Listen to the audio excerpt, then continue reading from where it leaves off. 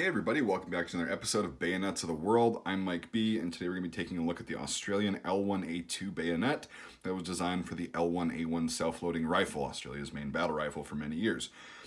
These were produced at the Lithgow Small Arms Factory from 1958 to 1984, and they were patterned after the number 5 Mark I bayonet for the number 5 Mark I jungle carbine, which had a blade that was pretty similar to this, and it was similar in size and everything.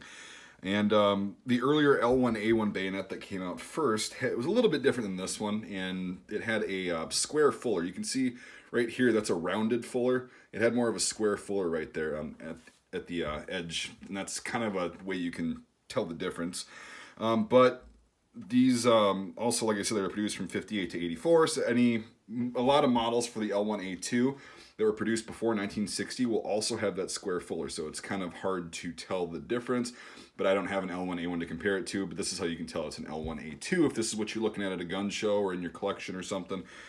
Yeah, most of the L1A2 bayonets are going to have the round fuller, which is pretty easy, but if you got one with a square fuller, you've got a pretty hard to find bird. So the blade length is 8 inches, or about 203 millimeters, and the overall length is about 12 inches, 1 foot, 305 millimeters. And this bayonet was produced by Australia and Canada, and it was designated the C1 in the Canadian arsenal. And the way to tell the difference is the Australian bayonet is not going to have any markings anywhere on it. The Canadian was marked with the arsenal stamp. Again, I don't have one of those, so we are talking about this, but that's how you can tell a Canadian L1A2 from an Australian one because of the lack of markings. Nobody that I know of reproduces these, so don't worry about having a fake because I don't think anybody has reproduced them. So if you do find one of these, they're pretty cool. They're getting harder to find. And yeah, the scabbard on this one is a little bit more pointed than the number 5, the British scabbards, basically, that they use on all their kind of copies of this, or their versions rather. So it's a little bit more pointy. If I wish I had another one to compare it to, but I don't. So you'd see on the other British scabbards that they're a little bit more blunt and not as long and pointy, I guess, is the only word I can come up with. This is probably the wrong frog for this. I'm pretty sure this is British, dated 1971.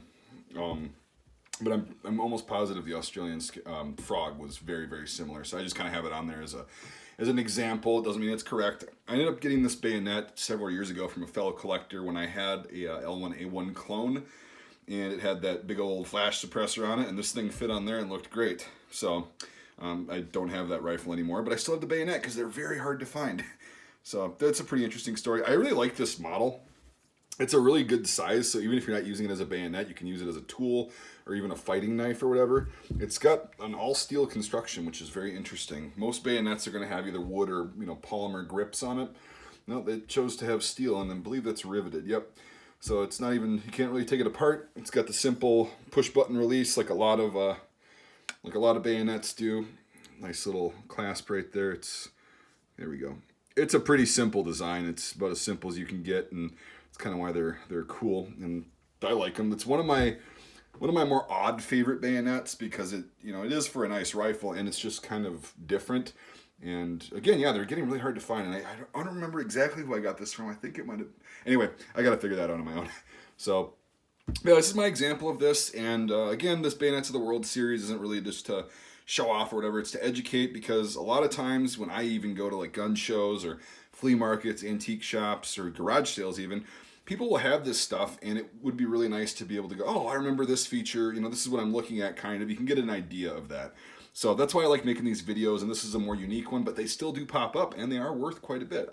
Last time I checked, these are going for about $80, $80 to $90 for a nice example like this for an Australian one. Other models go for more. I'm not a collector of these per se, so I don't really know all the variations and how much they're worth, but the L1A2s are as common as you'd think they'd be. They're still going for about $80 a piece with the scabbard. So that's all I've got on this video, guys. I really appreciate you watching. Let me know if you got any questions. I'll try to answer them or point you in the direction of somebody that does know the answer. And yeah, if you consider also becoming a Patreon supporter, the link to that is in the description. It helps me to get cool stuff like this. I want to expand the Bayonets of the World series. I want to expand the Helmets of the World series. and do cool stuff like that just for the purpose that I said. It's for education, so you can see what you're, kind of have an idea of what you're looking at if you find one of these out in the wild. And your Patreon support really helps with that because it allows me to get cool things. I'll be getting some really neat things in the future. I've been doing it with surplus rifles too, how to kind of what to look for and stuff like that. But all this stuff costs money, and Patreon really helps with that. So consider becoming a supporter. $1 a month, $12 a year, $5 a month or more gets you into my Discord server. If not, I totally get it, and I really just appreciate you watching. I hope you enjoyed this. Hope you might have learned something. And maybe you didn't know about this. Maybe you did. But anyway, I had fun making the video. I love making these, and I love this surplus stuff. I love bayonets, helmets, guns, and hats. So I like making educational videos to help out the fellow collectors and people just getting into the hobby. Anyway, that's enough of me rambling.